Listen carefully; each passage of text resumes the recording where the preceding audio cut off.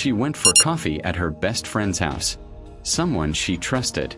Someone she had known for years. The camera saw her walk in calmly. No fear. No hesitation. No sign that anything was wrong. 11 minutes later, her phone stopped responding. No calls. No messages. No location. By the time anyone realized something was wrong, the door she walked through had already erased her. What happened inside that house was never recorded. But what investigators found afterward changed how they looked at trust forever. It started like any other afternoon. No argument. No tension. No reason for concern. She told her sister she was stepping out for coffee. Not a cafe. Not a meeting. Just coffee at her best friend's house. Someone she had known since college. Someone whose door she had walked through dozens of times before. Nothing about that plan felt dangerous. She parked in the driveway just after 3:20 p.m. The neighborhood was quiet. Clean lawns. Parked cars. A place where nothing bad ever seemed to happen. A security camera across the street caught her getting out of the car, adjusting her bag, and walking up to the front door. She didn't hesitate. She didn't check behind her. She didn't look around. The door opened and she stepped inside. That moment matters more than anyone realized at the time. Because from the outside, everything looked completely normal. Inside that house lived someone she trusted. Someone who had listened to her problems. Someone who had celebrated birthdays with her. Someone who had hugged her at funerals. Someone she had laughed with over coffee more times than she could count. This wasn't a stranger. This wasn't a risky choice. This was routine. The camera across the street never showed anything unusual. No raised voices. No sudden movement. Just the door closing behind her the same way it always had. 11 minutes passed. That's when her phone went silent. No outgoing calls. No incoming messages. No location updates. At first, no one noticed. People don't panic when a phone goes quiet for a few minutes. Especially not during a casual visit like this. Especially not when the last place someone was seen was a friend's house. But those 11 minutes would later become one of the most important details in the entire investigation. Because whatever happened next happened fast. And it happened in a place where she felt safe. Her best friend's house didn't look like a crime scene. Not that day. Not the next. Nothing was broken. Nothing was out of place. No neighbors reported screams. No one heard a struggle. From the outside, it looked like a normal visit that simply ended. Hours later, her car was still parked where she had left it. Her phone was still silent. And the person she trusted said she never left. That statement would change everything. Investigators would later say this case didn't disturb them because of what was found on camera. It disturbed them because of what wasn't. No warning. No resistance. No visible fear. Just a woman walking into a house she believed was safe, and never being seen alive again. And the most unsettling part? The camera did its job perfectly. It captured exactly what it was supposed to, which meant whatever happened after that door closed was never meant to be seen at all. At first, no one panicked. Phones go silent all the time. Batteries die. People get busy. Especially during a casual visit like this. Coffee turns into conversation. Conversation turns into hours. That's normal. What wasn't normal was how completely quiet everything became. Her sister sent a message around 3:45 p.m. No reply. At 4:10, another text. Still nothing. By 5 p.m., the silence started to feel heavy. She hadn't checked in. She hadn't shared her location. And she hadn't left the house, according to the person she was with. That detail came later. At the time, all anyone knew was that her phone had gone dark just 11 minutes after she arrived. And it stayed that way. When someone finally went to the house that evening, the door was answered calmly. No panic. No urgency. Just a simple explanation. She stopped by for coffee. She left a little while later. That should have been the end of it. But there was a problem. Her car was still in the driveway. Same spot. Same angle. Same untouched position it had been in hours earlier. Nothing inside. No purse missing. No jacket gone. No sign she had driven away or even stepped back outside. When asked about that, the answer didn't change. She left on foot. That made no sense. She had driven there. She never walked without telling someone. And she definitely wouldn't leave her phone behind. Everyone who knew her said the same thing. She never went anywhere without it. By that night, concern turned into something sharper. Something colder. Calls were made. Friends were contacted. Nobody had seen her. Nobody had heard from her. And the person she was last with stuck to the same story, repeating it slowly, carefully, like it had been practiced. She was fine when she left. Police were notified the next morning. At first, it was treated as routine. Adults are allowed to disappear. People leave without notice sometimes, especially women who want space. That assumption lasted less than an hour. Because when officers reviewed the security footage across the street, they saw something that didn't line up with the story. They saw her arrive. They saw her walk in. They never saw her walk out. No side door. No back gate. No moment where she reappeared. Just the door closing. And nothing after. That's when the tone changed. Because now there was a locked timeline. She entered at 3:23 p.m. Her phone went silent at 3:34. And after that, there was no visual proof she ever left that house alive.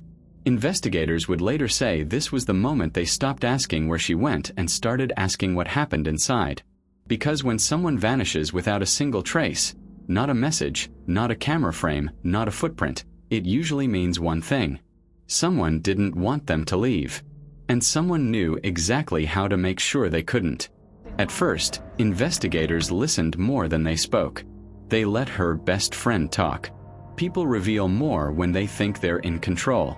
She described the visit calmly. Coffee. Small talk. Nothing unusual. She said they sat in the kitchen. She said they laughed. She said everything was normal. According to her, the visit lasted less than 20 minutes. Then came the first pause. When asked what they talked about, the answers became vague. Not wrong. Just empty. No details. No moments. No memory that felt real. Just broad phrases, repeated again and again. It was just catching up. Nothing important. She seemed fine. Investigators hear that kind of language often. It's the sound of someone filling space, not memory. Then they asked a simple question. What time did she leave? The answer came quickly. About 3:40. That answer mattered. Because her phone stopped responding at 3:34. 6 minutes earlier. When asked about that, the explanation shifted slightly. Maybe it was earlier. Maybe later. She wasn't sure. Time can blur, she said. People don't always check the clock. That was true. But cameras do. And the camera across the street had not captured a single movement after the door closed. No shadow. No reflection. No sign of anyone stepping outside. Even the light on the porch never changed. Investigators asked to walk through the house. The kitchen looked clean. Too clean. 2 mugs in the sink. Both rinsed. No fingerprints on the handles. No coffee left inside either cup. One of them still warm. That shouldn't have been possible. Not hours later. In the living room, pillows were rearranged. A chair had been moved slightly out of place, as if something heavy had brushed past it. Small details. Easy to miss.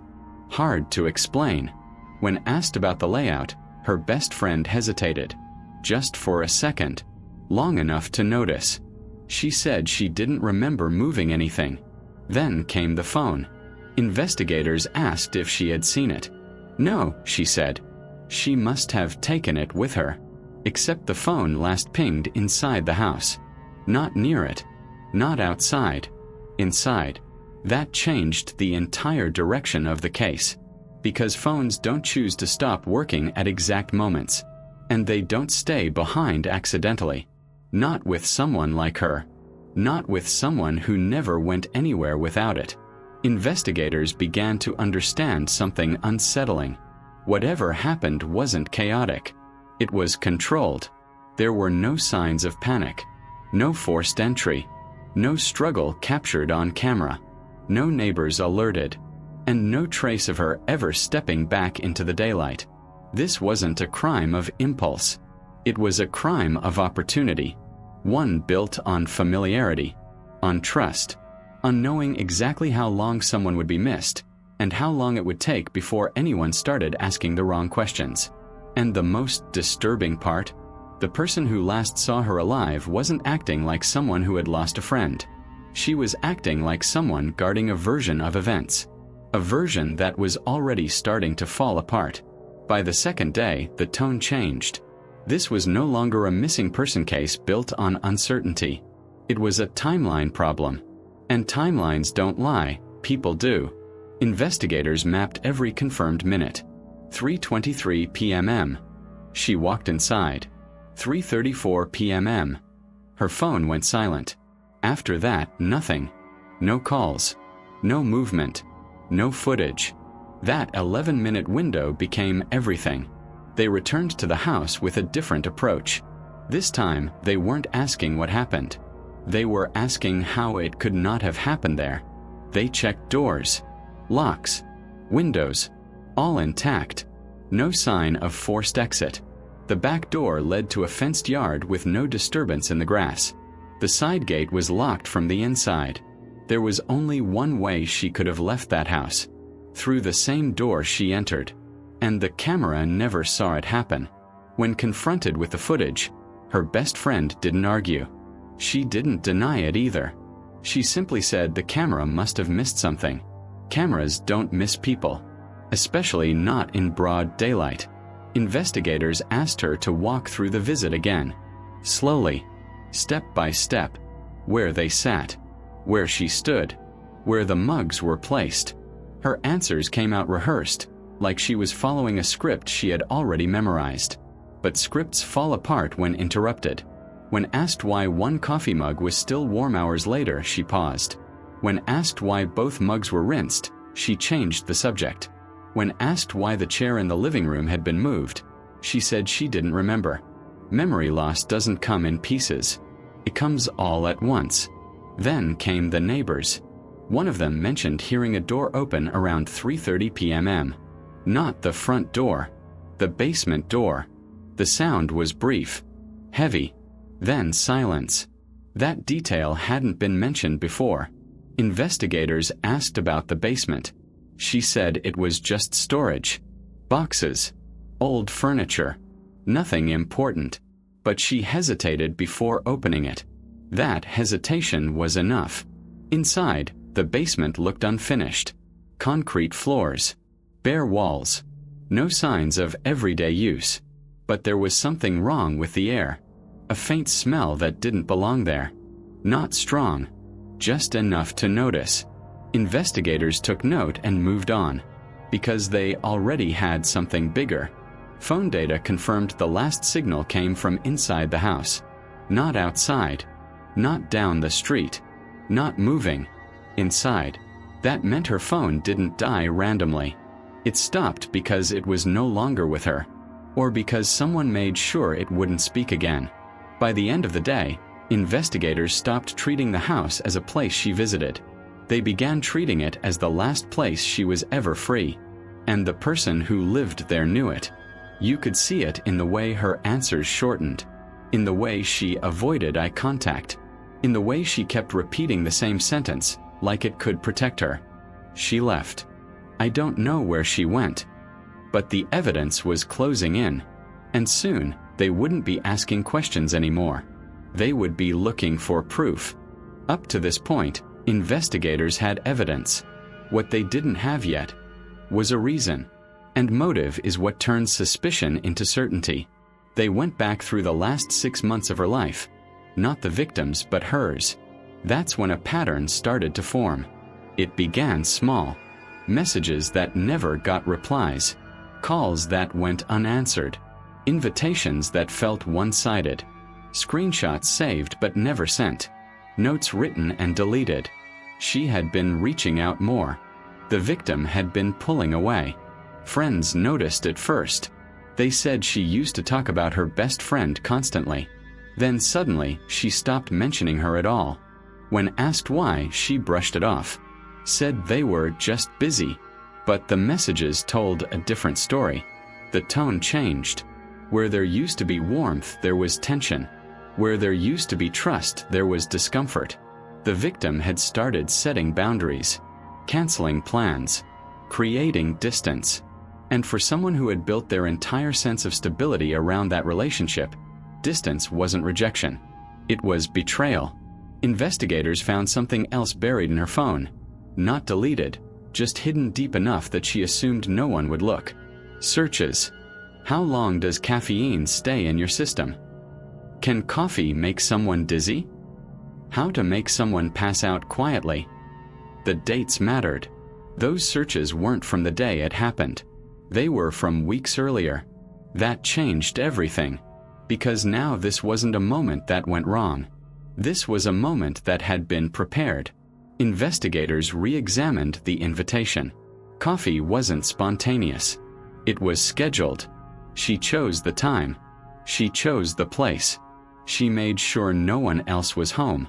She made sure the camera outside only saw the beginning, never the end. And she made sure the victim felt safe enough to walk in without hesitation. That's the part that unsettled investigators the most. There was no force, no threat, just familiarity. Inside the house, nothing had been damaged because nothing needed to be. The victim trusted her. That trust shortened the timeline. 11 minutes wasn't rushed. It was efficient. Investigators now believed the phone going silent wasn't panic. It was prevention. The moment the victim realized something was wrong, communication was already gone. No calls, no messages, no chance to ask for help. The motive became clear in pieces. Fear of abandonment, loss of control, resentment that had nowhere to go, and one final dangerous belief. If I can't have this relationship the way it was, no one gets to have it at all. By the end of Part 5, investigators stopped debating if the invitation was a trap. They started mapping how long it had been waiting. Because people don't research silence by accident. They plan it. She thought the hardest part was over. The door had closed. The phone had gone silent. The house looked clean. But there is one thing no one ever cleans properly: time. Investigators went back to the one thing she couldn't edit, delete, or explain away: the outside world. The neighbor's camera. At first glance, it showed nothing unusual. Two friends walking in. Calm. Normal. Exactly the picture she wanted everyone to see. But investigators didn't watch it once. They watched it frame by frame. At 3:23 p.m., they entered. At 3:34 p.m., something changed. Not inside the house, outside. A shadow passed the front window. Subtle. Almost nothing. But it moved against the light, which meant someone had crossed the room, close to the glass. That shouldn't have happened. She had told them both stayed in the kitchen. That shadow proved they didn't. Then came the sound. Not a scream. Not a crash.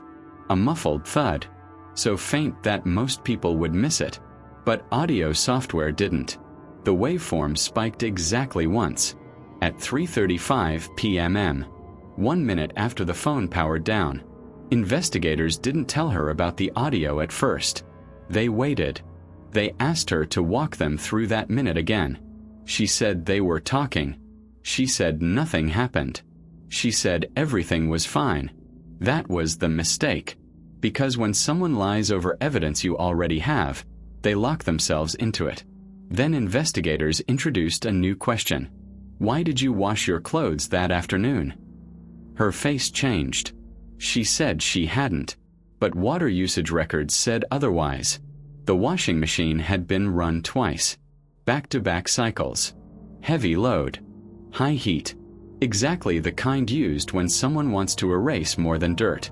Then came the purchase. A receipt from earlier that day. Cleaning supplies she claimed she already had. purchased at 2:11 p.m., more than an hour before the coffee. That was planning, not reaction, not panic. Planning. Investigators laid it all out. The shadow, the sound, the phone, the wash cycles, the receipt. They didn't accuse her. They just stopped asking questions. That silence broke her faster than confrontation ever could. Because for the first time, she realized something she hadn't considered. She hadn't been as careful as she thought. Cameras don't blink. Timestamps don't forget. And silence leaves patterns. By the end of that day, investigators didn't need a confession. They had a sequence. And sequences don't lie. By the time they brought her back into the room, she already felt it. Something had shifted. Not in the questions. Not in their tone. In the certainty. They weren't here to understand anymore. They weren't here to help her explain. They were here to close a circle. The lead investigator placed a folder on the table. He didn't open it. He just let it sit there untouched like a threat. Then he asked a question that sounded harmless. What did she drink? She blinked. Coffee, she said. Just coffee. No hesitation. No emotion. Too clean. He nodded once like he expected that answer. Then he asked another. Same mug you used? She paused. No, she said slowly. Different mugs. That pause was new, and investigators noticed it. They asked her to describe the mugs. Color. Shape. Where they were kept. She gave details that sounded convincing. Almost practiced. But details are dangerous when you're lying. Because details can be checked. They slid a photo across the table. The mug. Her mug. The one recovered from the dishwasher. Her jaw tightened. Just slightly. Investigators pointed to the inside rim. Why was this one washed separately? She said she didn't know. They told her it had been run through the dishwasher alone. Not with plates. Not with other cups. A single-item cycle. That's not cleaning. That's erasing. They didn't accuse her. They just waited. Silence stretched long enough to become uncomfortable. Long enough that she filled it. She gets migraines, she said suddenly. She's sensitive to caffeine. Maybe that. She stopped herself. Too late. Investigators hadn't mentioned migraines. Or sensitivity. Or reactions. She had. That was the moment the room changed. Because now it wasn't just about what happened that afternoon. It was about what she knew beforehand. They asked how she knew that. She stared at the table. Said nothing. They pushed once more.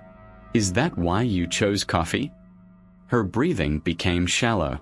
Her hands curled into fists on her lap. She whispered, I didn't mean. The investigator cut her off. We're not asking what you meant, he said calmly. We're asking what you planned. She looked up. For the first time since the interview began, fear replaced control. They told her about the mug residue.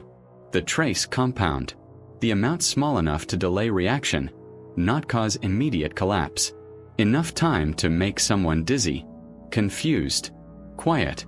Enough time to make sure a phone went dark. Enough time to make sure no one fought back. She shook her head. No, she said. No, no, no. But she didn't deny the mug. She didn't deny the timing. She didn't deny the silence. Then they asked the final question. Where did you think this would end? Her voice broke. I just wanted her to stay. That was it. Not anger. Not rage. Not panic. Possession. By the end of Part 7, investigators weren't dealing with a mystery anymore. They were dealing with intent. And intent doesn't fade. By the time the interview ended, the truth was already ahead of her. She just hadn't caught up to it yet. Investigators didn't raise their voices. They didn't threaten her. They didn't need to.